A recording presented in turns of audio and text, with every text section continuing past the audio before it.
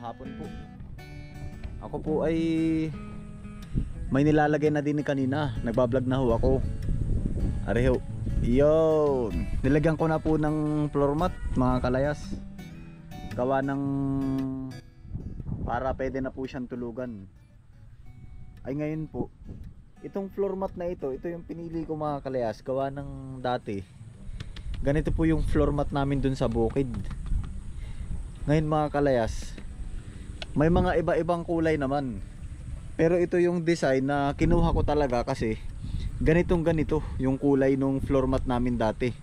So ngayon alala ko lang, itong ganitong floor mat, ang pera ni nanay nilalagay sa ganitong ilalim. Yung 10 piso yung tanda ko 10 piso, 100, saka 50 pesos.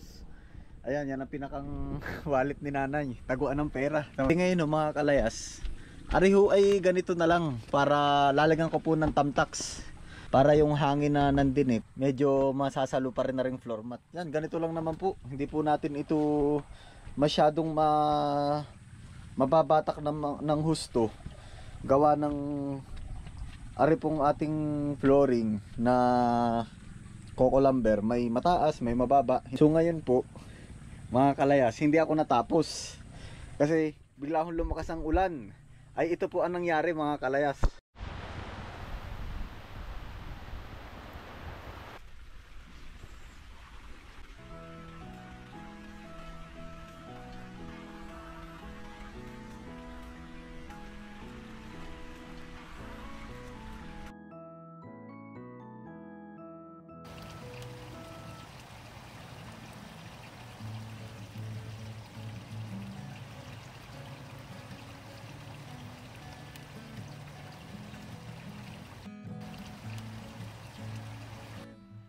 Ng ulan mga kalayas. Ito yung gustong gusto ko talaga dito yung medyo naampi-ampiya sa akin yung tubig ulan. Ay po merong bisitang natutulog, kabispre na to sa kapangalan. Ayan po, lakas naman po ng ulan ay.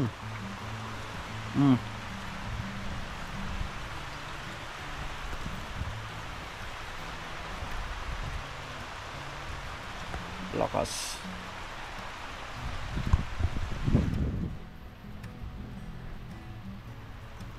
Ang ganito po kay Lola dati Sarap nga naman, ay di tested naman na kanina. At himbing na himbing nga yung tulog namin. Ay anong oras na rin Ayan, ay hanggang ngayon medyo masama pa rin yung panahon. Ang gagawin ko, maglalagay ako ng, para hindi nasisira yung pilapil nitong palaisdaan, lalagyan ko siya ng tulay na kawayan dyan sa pinakang pilapil na yan, at saka ito na papunta sa kusina. Ngayon kung mapapansin nyo mga kalayas, naglagay na rin tayo nito. Hinakot ko to kanina Ito ay galing sa planta. Ito ay goma conveyor. Sobrang kapal nito mga kalayas. So ngayon, ito yung pinakang daanan para hindi lagi nagpuputik dito. Nakakatuwa naman to at na-test na namin. Kasi lakas ng ulan kanina. Ayan. Diretso dito yung tubig. Ayan. Yung setup dati, mga old setup, kung ano yung mayroon kina lolo. Ito po, lalagyan ko ng tulay para hindi po nasisira gawa ng lagi pong sira ay pag yung naulan. Tapos din po ang tinatapakan. Ito po ay naputol-putol ko na kahapon.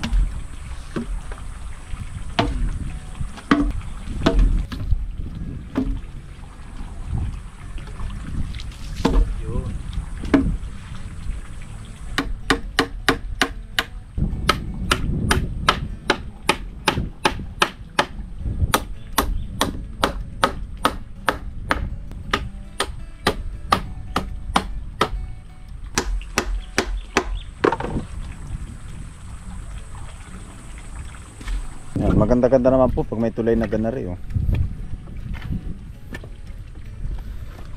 Gawa na lagi pong nahuhulog gari ay pag walang tulay. Akin pong tatalian. Taisi po ang itatali ko. Gawa nang yung ganito po ay natagal.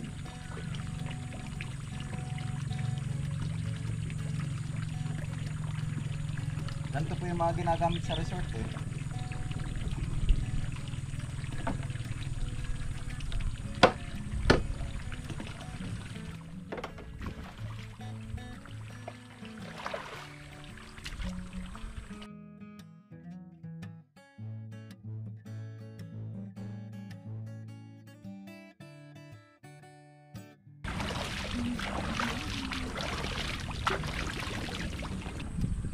Ari po ay may pako na at saka tali na taisi para hindi ko maghiwa-hiwalay aring ating kawayan.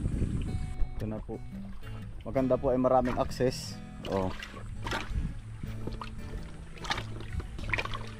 Pag doon naman sa kabila, oh, meron din tayo.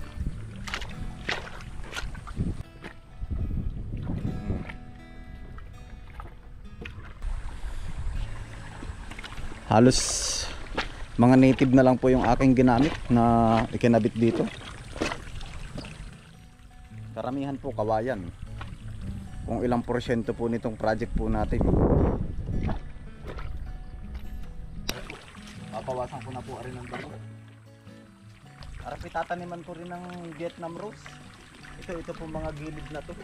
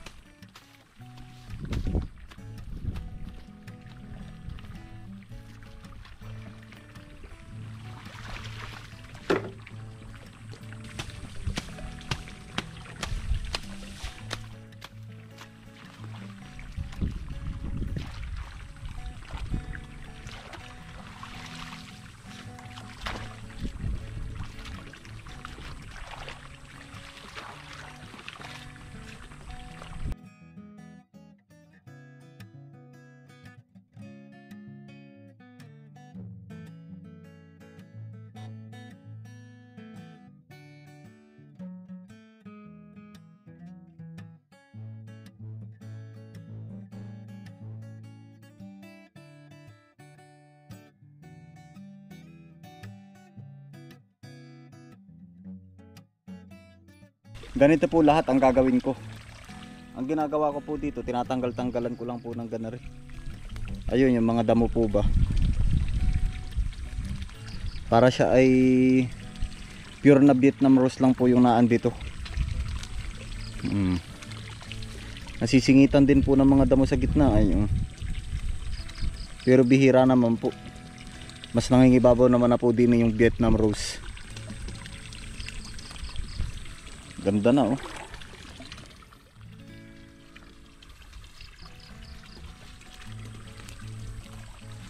Ayan yung mga ganito po ba oh. Paulan na po uli. Ari lang po ang akin nalinis oh. Kami po ay uuwi na. Si Kuya ka best friend po ay nandun sa kabila. Buhay na buhay naman yung ating mga bulaklak po din eh oh. Pag yung ganitong maulan. Oh.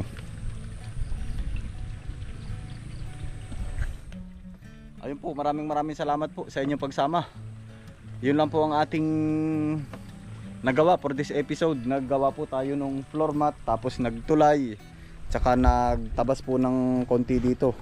Sana mag-i-extend pa ako mga kalayas, kaya lang ay naay naman at ang panahon ay paiba-iba. Oh. Ayun po, maraming salamat po. Ingat po kayo palagi. Lakas. Saan man po kayo naroon. God bless us all. Peace out. Bali po itong floor mat na ito, ang meaning po kay nanay, ang green daw po ay pag-asa. Kaya paborito niya po yung kulay green. Kaya lahat po ng mga gamit po namin sa bahay, halos karamihan po ay green. Yung pintura po kulay green. Yung bahay po namin sa bayan. Ayan, kaya ito po. Siguro kung para sa iba, yung meaning po ng kulay green ay hindi pag-asa kasi iba-iba po eh. Kumbaga yung kay nanay po, ang sa kanya po, para sa kanya, pag green, pag-asa. Lagi niya nga pong sinasabi na habang buhay may pag-asa. Yan, lagi pong ganun ang mga salitain po ni nanay. Basta ating positive lang lagi sa lahat ng mga ginagawa natin. Yun po yung para kay nanay, no? Basta yun, ito, sobrang memorable sa akin po nitong floor mat na ito. Mabuti may nabilihan ako kasi ganito po yung floor mat namin dati.